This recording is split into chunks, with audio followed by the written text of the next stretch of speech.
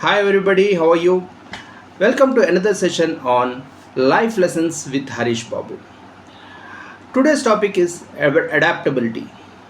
లైఫ్లో కొన్నిసార్లు మనం అనుకున్న పని కంటే వేరే పని చేయాల్సి వస్తూ ఉంటుంది. మనం ఎక్కడ ఉంటుంటామో అక్కడ కాకుండా వేరే చోటకు వెళ్ళాల్సి వస్తూ ఉంటుంది. మీరు చూసే ఉంటారు. మీ సమ్మర్ హాలిడేస్లో కానీ ఎక్కడైనా మీరు అనుకోకుండా మీ బంధువుల ఇంట్లో ఉండాల్సి వస్తూ ఉంటుంది. అప్పుడు మీకున్న హ్యాబిట్స్ మానేసి కొత్త హ్యాబిట్స్ నేర్చుకోవాల్సి ఉంటుంది. మీరు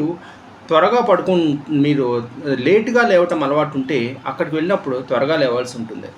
మీకు నాన్ వెజ్ తినే అలవాటు ఉంటే అక్కడికి వెళ్ళినప్పుడు వెజ్ తినాల్సిన అలవాటు ఉంటుంది.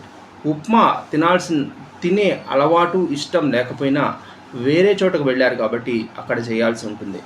ఇలా కొత్త ప్రదేశానికి వెళ్ళినప్పుడు, కొత్త పని చేయాల్సినప్పుడు, కొత్తది ఏదో చేయాల్సినప్పుడు మీరు ఆ సిట్యుయేషన్కి తగ్గట్టుగా మీకున్న కరెంట్ సిట్యుయేషన్ తగ్గట్టుగా అడాప్ట్ చేసుకోగలిగితేనే సక్సెస్ వస్తుంది. ఉదాహరణకు చెప్పాలంటే యువరాజ్ సింగ్ ఎవరైతే ఉన్నారో 6 సిక్సర్స్కి ఫేమస్. T20 వరల్డ్ కప్లో ఒకటేసారి లాగిపెట్టి వరుసగా 6 బంతుల్లో 6 సిక్సర్లు కొట్టాడు.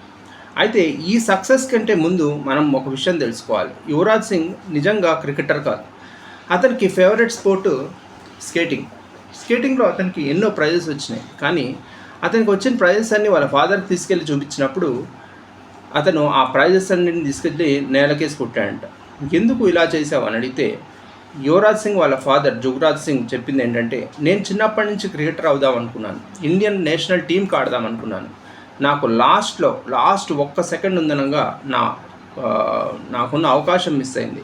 కాబట్టి నా కొడుకు అయిన నువ్వైనా సరే ఈ క్రికెట్ ఆడి నేషనల్ టీంకి సెలెక్ట్ అయ్యి ఒక స్టార్గా ఎదగాలి అని ఒక కోరిక కోరాడంట. ఆ రోజు నుంచి ఒక స్ట్రిక్ట్ కోచింగ్కి పంపించి అతన్ని ఎవ్రీ డే తన పర్ఫార్మెన్స్ని రివ్యూ చేస్తూ ఎంత స్కోర్ చేశాడని చేస్తూ అతను ఒక గొప్ప క్రికెటర్గా తీర్చిదిద్దాడు. అయితే వాళ్ళ ఫాదర్ కాంట్రిబ్యూషన్ ఎంత ఉన్నప్పటికీ యువరాజ్ సింగ్ తనకి ఇష్టమైన స్పోర్ట్ను వదిలేసి ఒక కొత్త స్పోర్ట్లోకి వెళ్ళి తనకున్న స్కిల్ని, తనకున్న టాలెంట్ని అందులో అప్లై చేసి దాన్ని అడాప్ట్ చేసుకున్నాడు కాబట్టి నెంబర్ 1 క్రికెట్ ప్లేయర్ అయ్యాడు. అలాగే మనం కూడా ఏదైనా కొత్త పని చేయాల్సినప్పుడు, కొత్త చోటుకు వెళ్ళినప్పుడు కూడా మన ఇష్టాల్ని, మనకున్న స్పెషాలిటీస్ని, మనకున్న స్పెషల్ క్వాలిటీస్ని అన్నింటినీ పక్కన పెట్టేయగలిగితేనే మనం కొత్త సిట్యుయేషన్కి అడాప్ట్ అవ్వగలుగుతాం. ఇంకా చెప్పాలంటే మనకి తెలుసు హిమాదాస్ అంటే ఒక ఇండియాకి రన్నింగ్ రేస్లో ఎన్నో మెడల్స్ తీసుకొచ్చారు. కానీ యాక్చువల్లీ చెప్పాలంటే హిమాదాస్ ఒక రన్నింగ్ అథ్లెట్ కాదు, ఒక ఫుట్బాల్ ప్లేయర్. తను కాలేజీలో స్కూల్ డేస్లో చదువుతున్నప్పుడు తను ఆడుతున్నప్పుడు తన కోచ్ తన స్పీడ్ని చూసి, నువ్వు ఫుట్బాల్ కంటే కూడా రన్నింగ్ రేస్కి వెళ్తే నీకు బెటర్ ఫ్యూచర్ ఉండొచ్చు అని అక్కడ ఆమెకు సజెస్ట్ చేశారు. కానీ తనకి ఇష్టమైన ఫుట్బాల్ని వదిలేసి తన ఏదైతే సజెస్ట్ చేశారో తన కోచ్ ఆ ఫీల్డ్లోకి వెళ్ళి తను అడాప్ట్ చేసుకోగలిగింది. కాబట్టి ఇప్పుడు ఇండియాకి ప్రపంచంలో ఇంటర్నేషనల్ అథ్లెటిక్స్ మీట్స్ అన్నిట్లో కూడా తనకి ఇన్ని మెడల్స్ రావడానికి కారణం తన అడాప్టబుల్ క్వాలిటీ మాత్రమే.